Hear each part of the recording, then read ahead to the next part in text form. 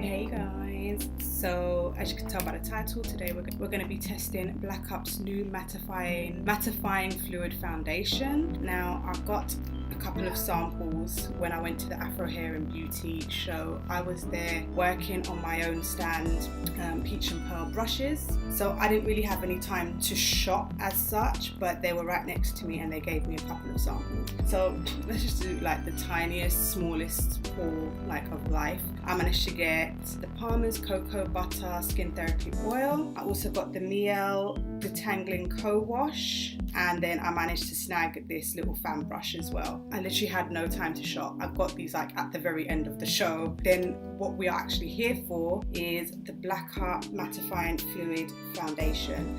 Now, as I said, I did just get the sample. They weren't selling anything at the show. It also came with an 8-hour mattifying primer, so we're going to be using those together. Okay, so as you may or may not know, there is a bit of stigma behind the whole Black Up brand. That being, I'll just give you a quick rundown. Basically, the founder and owner of the brand was a black man from France. He made the brand, he made his company, and a few years down the line he was kind of pushed out by his business partner, who was a white man. I'm going to leave a link below of the original owner's version of events. He had an interview and he explains how he managed to get from being the owner and founder of the company to being pushed out.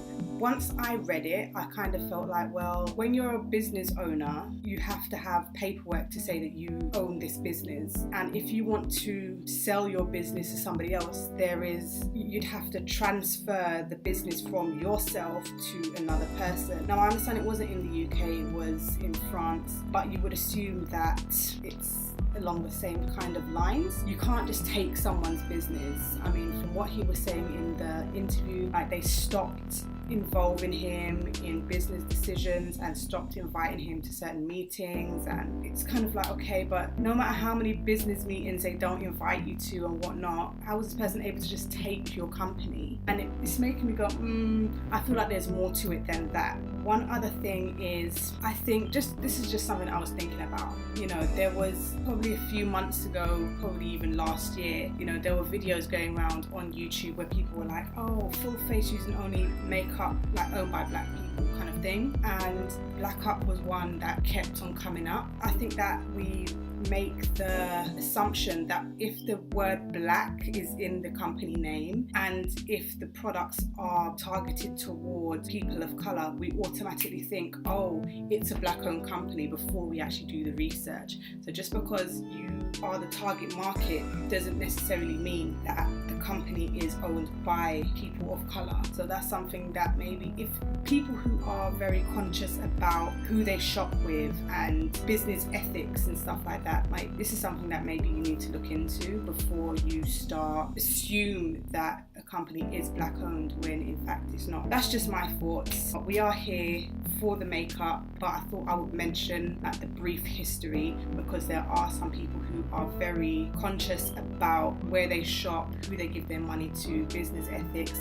etc, etc. And yes, I am as well, but with this particular situation, I kind of have to give it the side eye and say, I'm sure more went down than just what this person is saying, because no one's going to be able to push me out of my business without me putting up a fight. As I said, I am going to leave the link down below so that you can have a look at the interview, see what they had to say. And by all means, if you disagree with me, you're allowed to disagree with me. We're allowed to have different opinions. But anyway, into the makeup. So this here is the 8-hour correcting primer. I love having samples of things. It smells kind of perfumey. I don't think I'm going to need the whole sachet, so I am going to save. So this is the little sample thing that it came in. Now you can see that these are very, very light. I'm going to use the darkest one, which is this one here, in the hopes that it will be sufficient. So I'm just going to mush it up a little bit. Now I'm starting to wonder whether or not the colours, oh gosh. Okay, see the colors on the top. Okay, so look, this is the color of the foundation, and this is like the guide. They are so different. So I don't know if this is going to be too dark or what.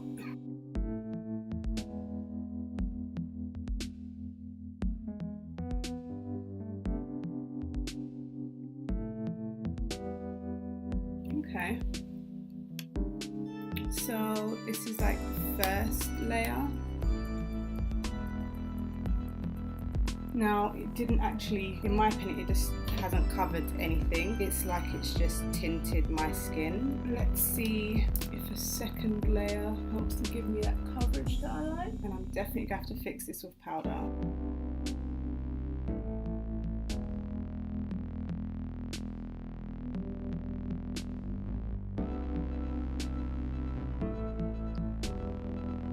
Now this colour is really like orange for me, and the guide at the top of the packaging is really misleading.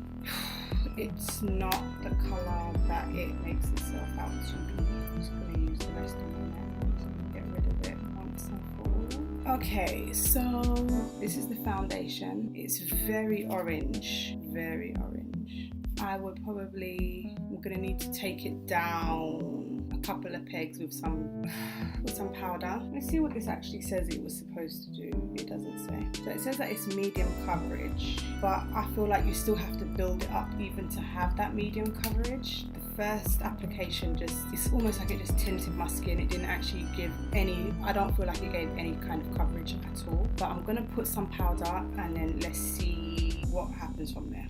Okay, so I finished my makeup and it's actually kind of grown on me. I actually really like it. Now I'm going to go out and spend some time with the kids and da da da da. I'm gonna see whether or not it lasts the 8 hours like it claims. Now I have put some powder and because it's boiling hot outside, and I have put quite a bit on. So even when I put on powder, I find that some oil does peek through. So let's see what happens, and I'll see you in a minute. So I am back 11 hours later and we need to talk. We just need to talk. So I've been out practically the whole day. I shot another YouTube video. I've taken the kids out. We went to dinner, went and got ice cream. We did some shopping. And I've been out in this sweltering heat and only gotten back a couple of hours ago. I mean, and it's only within the last hour that I've started to get like this shine. Throughout the whole day that I was out, I did not need to blot, not one time. Not once. I was matte in the high sun, walking around all day, and only now, about an hour ago, I started to get a little bit shiny. And this isn't even as shiny as I would normally get. Like, this is just, really? This is crazy how amazing this foundation is. And the thing is, I kind of feel like conflicted right now, because I'm like, damn, this foundation claims that it's going to stay matte throughout for 8 whole hours. It surpassed the 8 hours. It reached about 10 before it started to peek through the shine. And I'm just kind of like, wow. Because of all of the allegations and shady business practices that this company allegedly does, whatever practices, a part of me wanted to not like it, but the reality of the situation is that I really, really do like the foundation. If I was to have blotted earlier on, obviously I wouldn't have this shine, but I did not need to blot at all throughout the whole day. That is some craziness. My Too Faced Born This Way foundation, my Makeup Forever Ultra HD does not perform so well in regards to being matte. I'm not too sure that they're supposed to, but this one claimed that it was going to stay matte, and it actually did. Would I buy the primer and the foundation? Now they're £29.50 each. Primer and foundation, £29.50 each at Debenhams. So I'm kind of like, should I splurge or should I wait? Should I buy it at all? I mean, I feel like I can't even really make that decision, because there's something about the allegations that really does kind of disturb me. But at the same time, I can't deny that the makeup itself really, really does do what it claims on the packaging. it's crazy. I mean, the only bad thing about this foundation was that when I first put it on, it kind of made me look like the annoying orange,